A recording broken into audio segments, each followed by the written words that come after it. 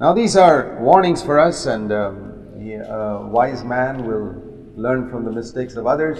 और ये सारी हमारे लिए चेतावनियां है, और एक बुद्धिमान व्यक्ति दूसरों की गलतियों से सीखता है, A foolish man will make the same mistakes himself. और जो मूर्ख व्यक्ति है वो खुद वही गलतियों को दोहराएगा. And we find multitudes of people making the same mistake that Scripture has warned us about again and again. और हम अनेक मसीहों को कई वही गलतियां करते देखते हैं जिनके विषय में पवित्र शास्त्र हमें बार बार चेतावनी देता है. Now we come to the ministry of Saul. Saul reigned अब हम शाऊल के सेवकाई को देखेंगे. for 40 years, and we read of Saul, the first king of Israel, in chapters 8 through 15 primarily. और शाऊल ने 40 वर्ष इस्राएल पर राज किया, और हम शाऊल के बारे में देखते हैं पहला शमूएल उसके 8 अध्याय से लेकर 15 अध्याय तक हम उसके बारे में पढ़ते हैं. And I want you to see a number of things here concerning Saul. और मैं चाहता हूं कि यहाँ शाऊल के बारे में लिखी हुई कई बातों को आप देखें. Saul did not go around wanting to be a king. अब शाऊल यहाँ वहाँ ये ढूंढते हुए नहीं घूम रहा था कि कैसे मैं राजा बन जाऊं. The people of Israel wanted a king. इस्राएल के जो लोग थे वे एक राजा चाहते थे. And one day Samuel, chapter 9, 1 Samuel 9, the Lord revealed something to Samuel, verse 15. और एक दिन शमूएल को, जो नबी था, पहला शमूएल उसके 9वें अध्याय के 15 वचन में प्रभु ने शमूएल पर एक बात को प्रकट किया. Saying, tomorrow at this time, chapter 9, verse 16, I will send you a man from the land of Benjamin, and you must anoint him to be the king over my people. पहला शमूएल 9:16 में लिखा है कि प्रभु ने शमूएल से कहा, कल इसी समय मैं तेरे पास बिन्यामीन के देश का एक पुरुष को भेजूंगा, उसी को तू मेरे इस्राएली प्रजा के ऊपर प्रधान होने के लिए अभिषेक करना. And when Samuel saw the Lord, verse 17, the Lord said to him, this is the man. और जब शमूएल ने शाऊल को देखा तो 17 वचन में लिखा है कि यहोवा ने उससे कहा, यही पुरुष है. And Samuel went and spoke to him, and he brought him inside, and we read that in chapter 10, verse 1, Samuel took a flask of oil, poured it on his head, and said, the Lord has anointed you as a ruler over his inheritance. अब शमूएल शाऊल से बात करने लगा, उसे अंदर ले गया, और पहला शमूएल 10 अध्याय उसके पहले वचन में लिखा है, तब शमूएल ने एक कुप्पी तेल लेकर उसके सिर पर उंडेला और उसे चूम कर कहा, क्या इसका कारण ये नहीं कि यहोवा ने अपने निज भाग के ऊपर प्रधान होने को तेरा अभिषेक किया है. Saul was absolutely surprised. शाऊल बिल्कुल आश्चर्यचकित हो गया. He was just an ordinary man. वो बिल्कुल एक आम व्यक्ति, आम इंसान था, Young man. आम जवान व्यक्ति था. And for God to pick him out और परमेश्वर को उसे चुन लेना, and say, that's the man I have found, और परमेश्वर ने ये कहना कि ये वो व्यक्ति है जिसे मैंने खोजा है, मैंने ढूंढा है, means that man had so many good qualities. फिर इसका यही मतलब है कि उसके अंदर बहुत अच्छे गुण रहे होंगे. And so we see here the Samuel telling Saul in verse 6, the Spirit of the Lord will come upon you, chapter 10, verse 6, and you will prophesy and you'll be changed into another man. और इसलिए हम यहाँ देखते हैं पहला शमूएल 10 उसके 6 अध्याय में शमूएल ने शाऊल से कहा कि यहोवा का आत्मा तुझ पर बल से उतरेगा और तू उनके साथ और तू परिवर्तित होकर और ही मनुष्य हो जाएगा, या एक नया मनुष्य हो जाएगा. This is a wonderful promise for all of us to take. ये एक अद्भुत वायदा है जो हम सब जिसे ले सकते हैं, जिस पर दावा कर सकते हैं. Lord, I want the Spirit of God to come upon me in such a way प्रभु, मैं चाहता हूँ कि परमेश्वर का आत्मा मुझ पर इस प्रकार से आ जाए that I will be changed into another man. कि मैं एक अलग ही व्यक्ति में परिवर्तित हो जाऊं, बदल जाऊं. Now I want to point out to you one more thing before I come to that. और एक और चीज मैं कहना चाहता हूँ. Finally, the time came for Saul to be publicly acknowledged as king. आखिरकार वो समय आया जब सार्वजनिक तौर पर शाऊल को राजा नियुक्त किया गया. And so Samuel called the people together in verse 17. और इसलिए शमूएल ने सारे लोगों को एकत्रित किया 17 वचन में. And he says, okay, we're going to select a king now. और फिर वो कहता है कि अब हम एक राजा को चुनने वाले हैं. And Samuel did not say, okay, Saul, come here. और अब शमूएल ने ये नहीं कहा कि ठीक है शाऊल तुम यहाँ आ जाओ. It's very interesting to see there that they cast lots. ये बहुत दिलचस्प है यहाँ देखना कि उन्होंने चिट्ठियाँ डाली. And finally the lot fell on Saul out of all the thousands of people there. और वहाँ हजारों लोगों के बीच में से वो चिट्ठी शाऊल के नाम से उठाई गई. And when they looked for Saul, they couldn't find him और जब वे शाऊल को ढूंढ रहे थे तो वो उन्हें नहीं मिला, because he didn't have any prominence there. He क्योंकि वहां उसका कोई ऐसा बड़प्पन नहीं था, hid himself. उसने अपने आप को छुपा लिया था। I want you to see a number of good qualities and advantages that Saul had. अब मैं चाहता हूं कि आप ध्यान से देखें कि शाऊल के अंदर क्या ही अच्छे गुण थे, उसका क्या ही अच्छे बातें उसके अंदर थी। First of all, notice in chapter 9 verse 3, the situation in which God called him. सबसे पहले पहला शमूएल 9वां अध्याय उसके 3 वचन को देखेंगे, जहां हम ये देखते हैं किस परिस्थिति में परमेश्वर ने उसे बुलाया। We read here that there was a man called Kish, a man of the tribe of Benjamin, whose donkeys were lost. हम यहाँ देखते हैं कि वहाँ किश नामक एक व्यक्ति था जो एप्रेम के गोत्र का था और उसके गधे खो चुके थे। His son was Saul. उसका बेटा था शाऊल। And verse 3, chapter 9 verse 3, Saul said to his son, go and search for these donkeys. और पहला शमूएल 9:3 में उस व्यक्ति ने शाऊल से कहा कि जाकर इन गधियों को ढूंढ ला।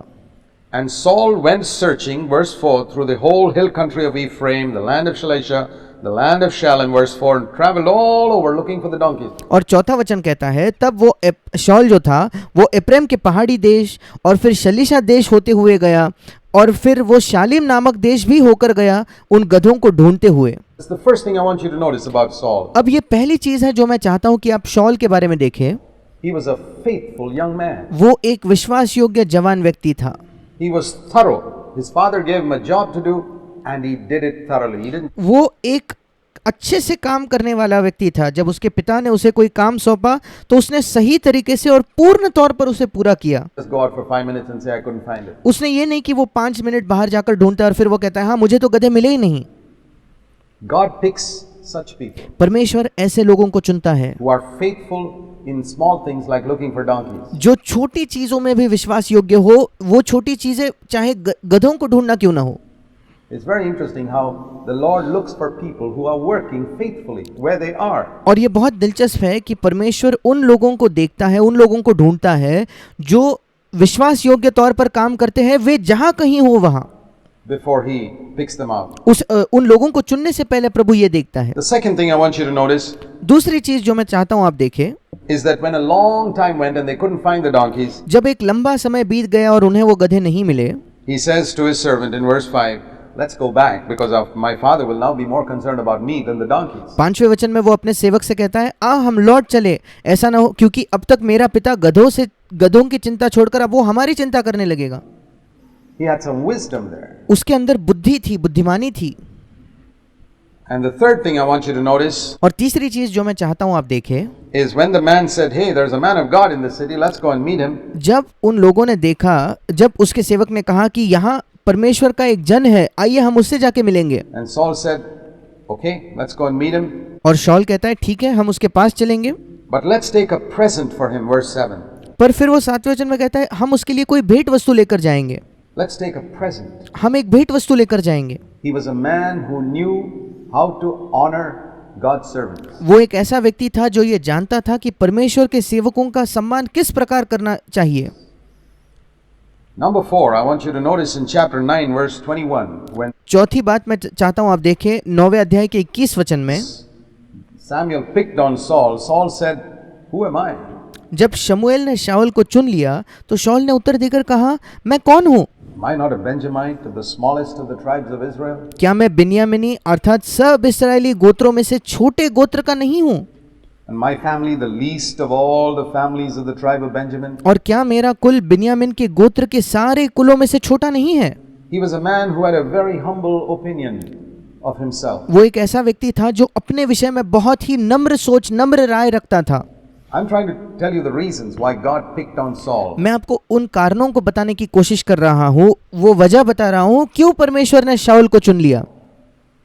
Number 5, पांचवी चीज, we read that when Saul spoke to him, it says here that God's presence was with him. और हम पढ़ते हैं जब शमूएल ने शाऊल से बात की तो यहाँ हम पढ़ते हैं कि परमेश्वर की उपस्थिति उसके साथ थी। The Spirit of the Lord, verse 6 came upon him. Verse 7 it says, God is with you. 10वें अध्याय के 6ठे वचन में लिखा है कि यहोवा का आत्मा तुझ पर बल से उतरेगा, और 7वां वचन का अंतिम भाग कहता है हिंदी में, क्योंकि परमेश्वर तेरे संग रहेगा। The presence of God was with him. परमेश्वर की उपस्थिति उसके साथ थी। Chapter 10, verse 10. 10वां अध्याय उसका 10वां वचन। The next thing we see here, his advantage he had was the Spirit of God came upon him. अगली बात जो हम देखते हैं, अगले लाभ जो उसका था कि परमेश्वर का आत्मा उस पर उतर के आया। God was with him. परमेश्वर उसके साथ था। Number 5. पांचवी The चीज, Spirit of God came upon him. Number 6. छठवीं बात, परमेश्वर का आत्मा उस पर आया। And when he went home, और जब वो घर गया, he told his uncle in verse 16 that somebody told, Saul said to his uncle, he told the plain his donkeys and had been found, but he didn't tell him that he had been anointed king. और 16वें वचन में शौल ने अपने चाचा से कहा कि हमें गधे नहीं मिले, पर उसने उसको ये नहीं कहा कि उसको राजा करके अभिषेक किया गया है। He was a man who did not boast. वो एक ऐसा व्यक्ति था जो घमंड नहीं करता था। Number 8, we read that when they selected him to be the king, 8वीं बात हम पढ़ते हैं, जब उसका चयन किया गया राजा बनने के लिए, he was, it says in verse 22, hiding himself in the baggage. 22 वचन कहता है कि वो अपने आप को छुपा रहा था, वो कहीं छिप गया था सामान के बीच। He was a man who remained in the background. वो एक ऐसा व्यक्ति था जो पीछे, पर्दों के पीछे रहना चाहता था। He didn't want to come up in front. वो सबके सामने आने की लालसा नहीं रख रहा था। And number 9, नौवीं we read चीज। that when Saul went to his house, there were certain worthless men, chapter 10, verse 27. हम पढ़ते हैं 9वीं चीज शौल के बारे में, पहला शमूएल 10वां अध्याय 27 वचन में, जब वो अपने घर को गया, Who said, how can this man deliver us? And वहाँ कुछ लुच्च लोग थे जिन्होंने कहा ये मनुष्य हमें किस तरह छुड़ा सकता they है, despised him and didn't bring him any present. और इन लोगों ने उसे तुच्छ जाना और उसके लिए कोई भी भेंट वस्तुएं नहीं लाई, But he kept silent, पर वो शांत रहा, चुप रहा, even though he'd been publicly anointed as king. इसके बावजूद कि सार्वजनिक तौर पर उसको राजा की तौर पर अभिषेक उसका किया गया था। Long suffering, वो धीरज रखने वाला था, that was another qualification he had. ये दूसरा गुण था उसके अंदर। The 10th quality I see in him is in chapter 11, verse 1 to 7, when certain people of Israel were being attacked by their enemies. 10वां गुण जो मैं उसके अंदर देखता हूँ 11वें अध्याय, पहला शमूएल 11 उसके पहले 7 वचन में, जब इस्राएल के कुछ लोगों पर शत्रु हमला कर रहा था, And they sent messengers to Gibeah of Saul in chapter 11, verse 4. और 11वें अध्याय के 4थे वचन में उन्होंने दूत भेजे शौल वाले गिबा के जो लोग थे, उन्होंने दूत भेजे शौल के पास, Saying what had happened. Saul, you find a zeal to help these people who were in distress. फिर आप देखते हो कि ये जो कठिनाई में, कठिन परिस्थितियों में थे, संकट में थे, ऐसे लोगों की सहायता करने की उसके अंदर एक धुन थी, एक जोश उसके अंदर था।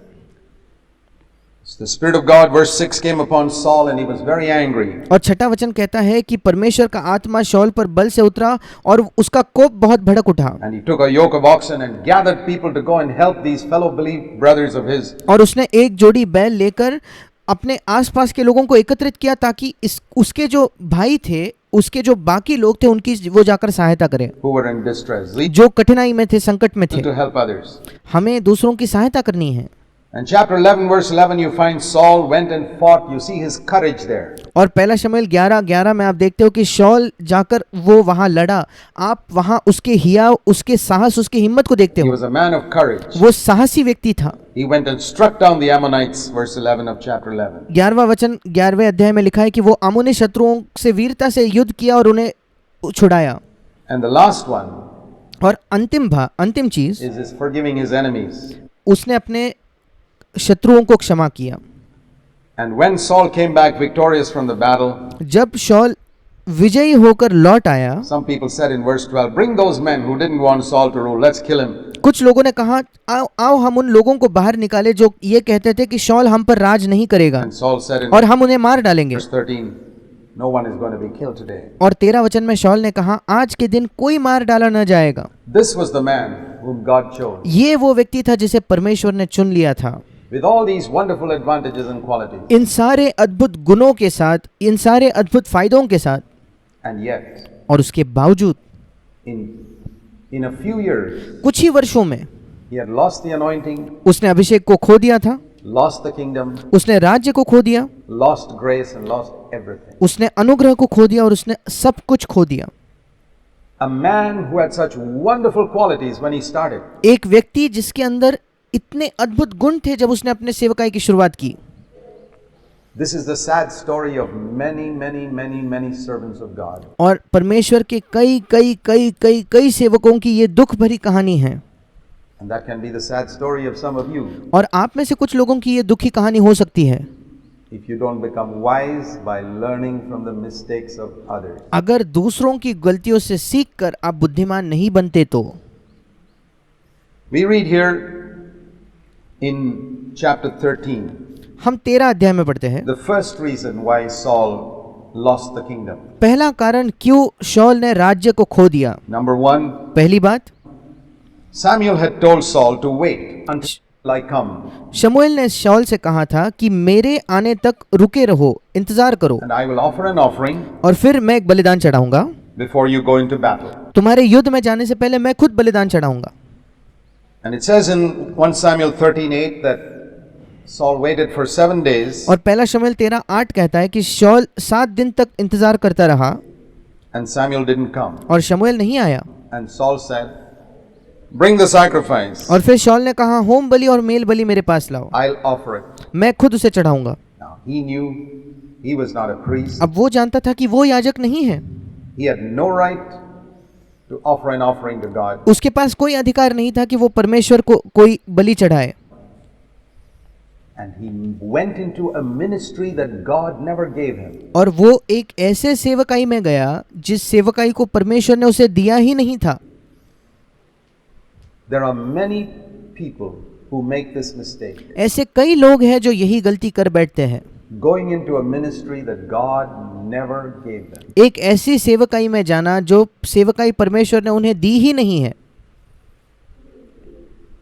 We have to recognize the ministry God has given us and stay within our boundaries. हमें उस सेवकाई को पहचानना है जो परमेश्वर ने हमें दी है और हमारे सीमाओं के अंदर ही हमें रहना है।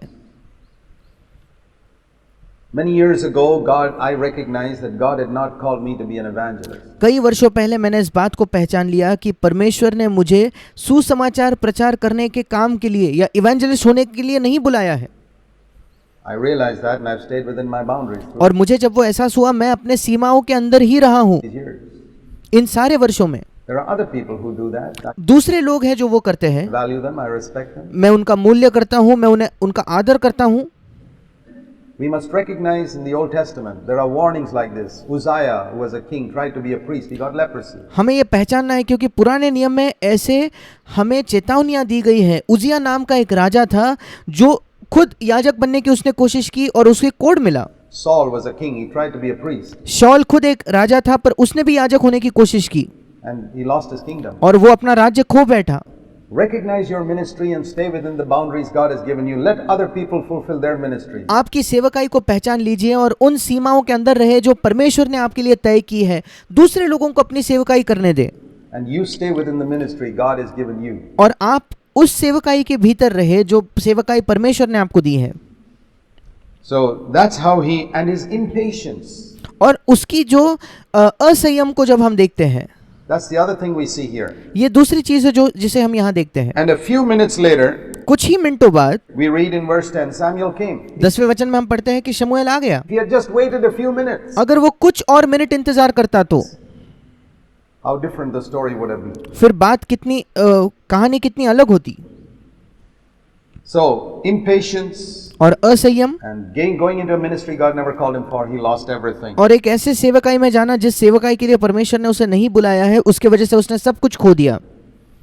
But yet, he sat for more than 30 years after that पर इसके बावजूद उसके आगे 30 साल तक वो इस्राएल के सिंहासन पर बैठा रहा। on the throne. सिंहासन पर There are a lot of people who sit on thrones today in Christendom ऐसे बहुत से लोग हैं जो आज मसीह जगत में अपने सिंहासन पर बैठे हुए हैं, who've lost the anointing and lost the ministry God initially called them for, but जिसको इसके बावजूद कि उन्होंने उस अभिषेक को खो दिया है, उस सेवकाई को खो दिया है जिसके लिए परमेश्वर ने उन्हें बुलाया था, Because they got authority, पर आज भी उनके पास अधिकार है। they sit for 30 years वे 30 वर्ष तक वहां बैठे रहते हैं without the anointing बिना अभिषेक के, as rulers और वहां वे अधिकारियों की तरह बैठते हैं, over systems and organizations. और अलग अलग जो संगठन है उन पर वो वहां बैठते हैं, उनके ऊपर।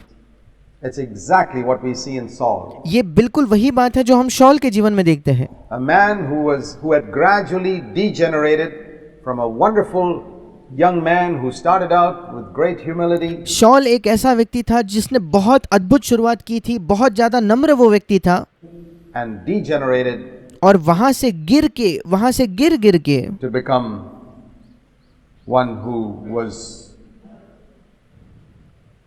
useless to God. एक ऐसा व्यक्ति बन गया जो परमेश्वर के लिए किसी काम का न रहा। We see in chapter 13 and verse 14 the Lord Samuel tells Saul, your kingdom shall not endure now. 13 अध्याय के 14 वचन में हम देखते हैं कि प्रभु ने शमूएल ने शौल से कहा कि अब तेरा राज्य नहीं बना रहेगा। Verse 13, you have acted foolishly. 13 वचन में वो कहता है कि तूने मूर्खता से काम किया है। The Lord now seeks for somebody who is a man after his own heart. अब परमेश्वर एक ऐसे व्यक्ति को खोज रहा है जो अपने हृदय के अनुसार एक व्यक्ति है, उसके मन के अनुसार वो है। Notice the emphasis on heart. अब ध्यान दीजिए कि वहां जोर किस पर दिया गया है, मन पर या हृदय पर। The thing we read about Saul in chapter 10 verse 23, when he was initially anointed as king, is that when he stood in the midst of the people, he was taller than everybody else. और जो पहली चीज हम शौल के बारे में देखते हैं, पहला शमूएल 10 उसके 23 वचन में, जब वो अपने लोगों के बीच में खड़ा हुआ, वो कंधे से सिर तक सब लोगों से लंबा था। If you saw a huge crowd of Israelites, you'd see one head और अगर इस्राएल का एक बड़ी भीड़ आप देखते तो उसमें एक ही सिर आपको सबसे ऊंचा दिखता, sticking out about all of them. सबसे ऊपर जो सिर आपको दिखता एक था। He must have been about 6 feet 10 inches tall or something. शायद वो 6 फीट 10 इंच का होगा। His head stood out. उसका सिर जो था वो सबसे ज्यादा दिख कर आता था। The thing that stood out about Saul was his head. शौल के बारे में जो एक चीज सबसे ज्यादा दिखाई पड़ती थी वो था उसका सिर। The thing that stood out about David was his heart. पर दाऊद के बारे में जो विशेष बात थी, जो उसकी पहचान थी, वो उसका हृदय या उसका मन था। He was a man after God's own heart. वो एक ऐसा व्यक्ति था जो परमेश्वर के मन के अनुसार था। There is a difference. इन दोनों में अंतर है। There is a Christianity of the head and there is a Christianity of the heart. And एक सिर की मसीहत है और एक हृदय की मसीहत है, a world of difference between the two. और इन दोनों में बहुत ज्यादा फर्क या बहुत ज्यादा अंतर है। Saul represents one and David represents the other. सिर की मसीहत का प्रतिनिधित्व शौल करता है और मन की मसीहत का प्रतिनिधित्व दाऊद करता है। 1 Samuel 13:14, the Lord has sought for a man after his own heart. पहला शमूएल 13:14 कहता है, यहोवा ने अपने लिए एक ऐसा पुरुष को ढूंढ लिया है जो उसके मन के अनुसार है, And he's found one. और उसने एक ऐसा व्यक्ति खोज भी लिया, उसे मिल गया है। That's what God told Samuel. और यही परमेश्वर ने शमूएल से कहा। Our head represents our brains, our cleverness, our intelligence. हमारा सिर जो है हमारे बुद्धि को, हमारे चतुरता को, हमारे दिमाग को दिखाता है, दर्शाता है। Our heart represents our devotion and our worship of God. हमारा मन जो है परमेश्वर के प्रति हमारी भक्ति और हमारे प्रेम को वो दिखाता है। That's the point. यही बात थी, That's what God looks for. वही परमेश्वर खोज रहा If you're है। not a worshipper, if you're not devoted to Jesus Christ, no matter however much brains you may have, अगर आप एक आराधना करने वाले नहीं हो, अगर यीशु मसीह के प्रति आप समर्पित नहीं हो, वो भक्ति नहीं है, तो फिर चाहे आपके दिमाग में कितना भी ज्ञान क्यों ना हो, you can ultimately end up like Saul. आपका अंत शौल की तरह हो सकता है। David finished his course triumphantly even though he made mistakes Dawood ने अपनी दौड़ को पूरा किया उसके बावजूद कि उसने गलतियां की थी, because his heart was right. क्योंकि उसका हृदय सही था, इसलिए उसने अपनी दौड़ को विजयी तौर पर पूर्ण किया। And we read further in हम आगे पढ़ते हैं chapter 14, 14 अध्याय verse 35. 35 वचन। Many years later, कई वर्षों के we बाद read, Saul built an altar to the Lord. हम पढ़ते हैं कि शौल ने यहोवा के लिए एक वेदी बनवाई।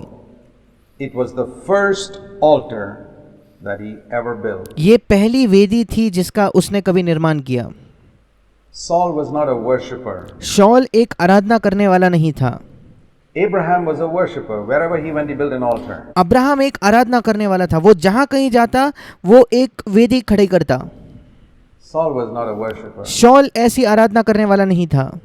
He was a clever man, a smart man, a handsome man, a tall man. वो एक बुद्धिमान व्यक्ति, एक चतुर व्यक्ति, एक अच्छा दिखने वाला व्यक्ति, एक ऊंचा व्यक्ति था, But he was not a worshipper पर वो एक आराधना करने वाला नहीं था, of God. परमेश्वर का आराधना करने वाला नहीं था। Jesus said, "Thou shalt worship the Lord thy God and then serve him." यीशु ने कहा कि तुम पहले अपने परमेश्वर की आराधना करोगे और फिर उसकी सेवकाई करोगे। We cannot serve without being worshippers. हम उसकी सेवा कर ही नहीं सकते अगर हम आराधना नहीं कर रहे तो। And that's where Saul lost out. और यही शौल जो था वो चूक गया।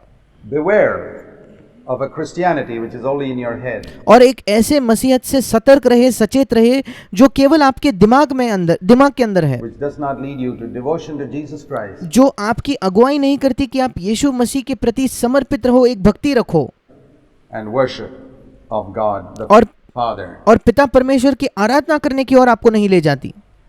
I want you to turn now to chapter 15, मैं चाहता हूं कि अब आप 15 अध्याय को निकालें, where we see the second mistake that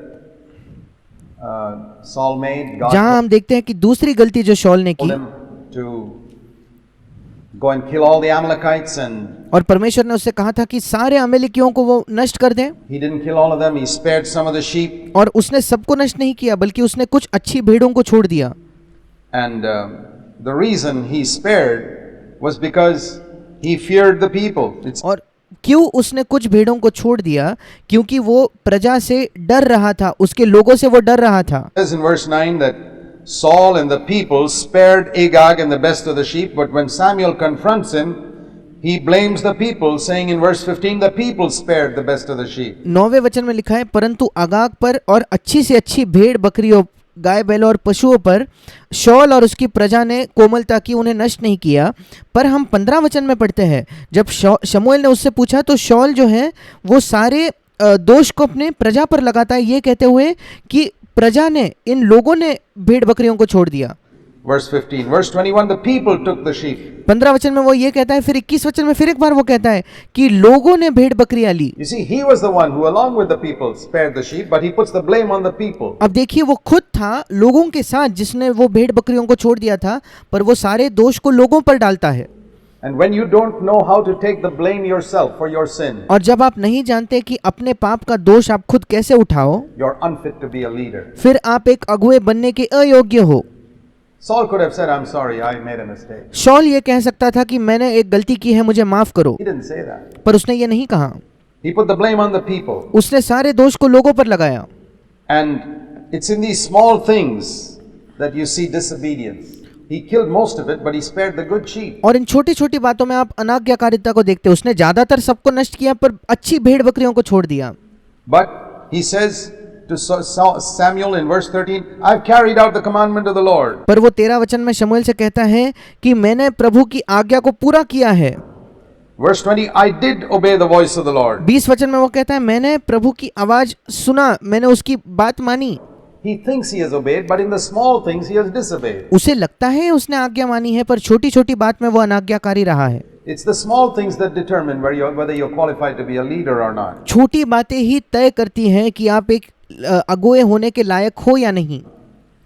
Why did he? Finally he admits it. आखिरकार वो उस बात को मान लेता है।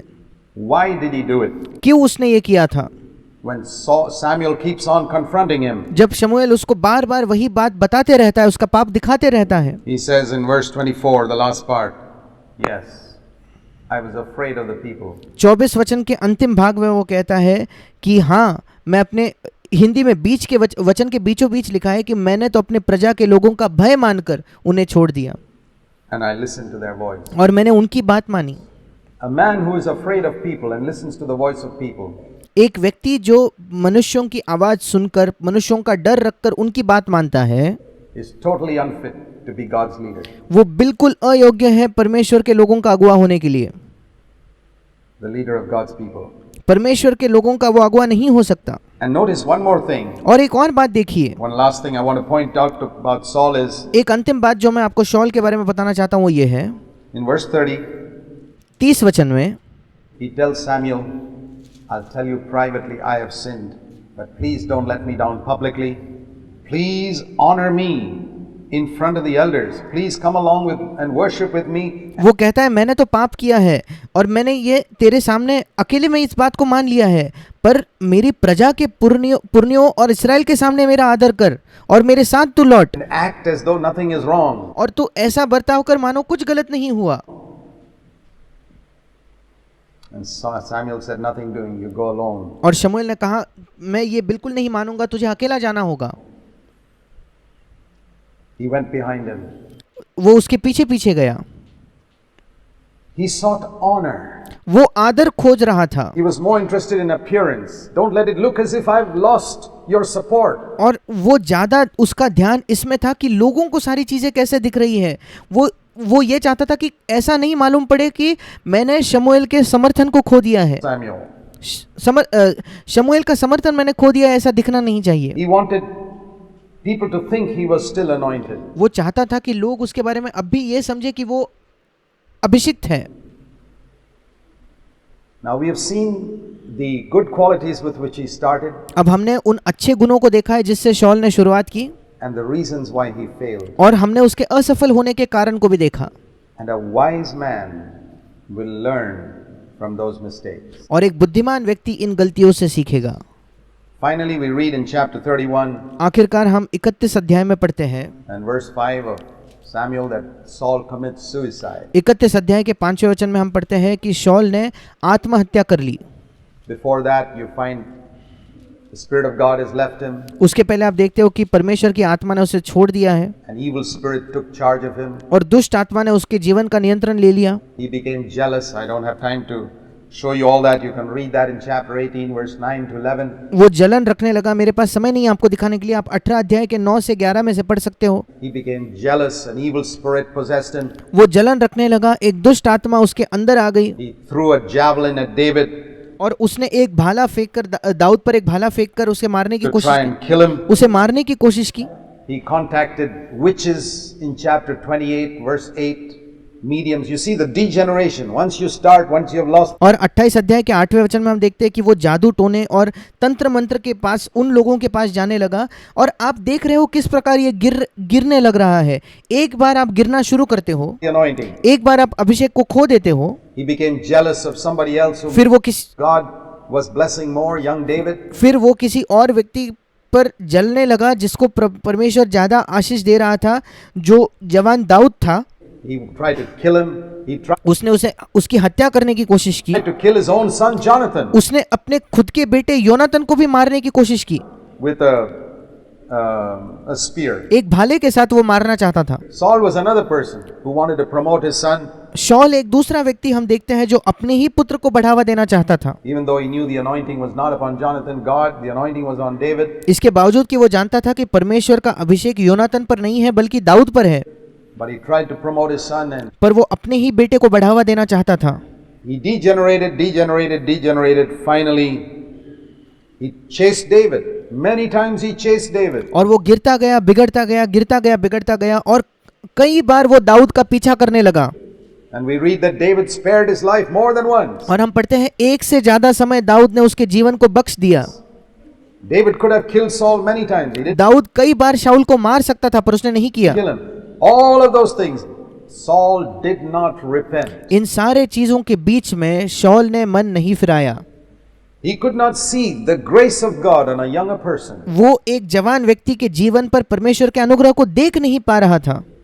He was chasing him and after him for his life वो उसके पीछे था, उसका जीवन ले लेना चाहता था because he wanted to establish himself. क्योंकि वो अपने आप को स्थापित करना चाहता था.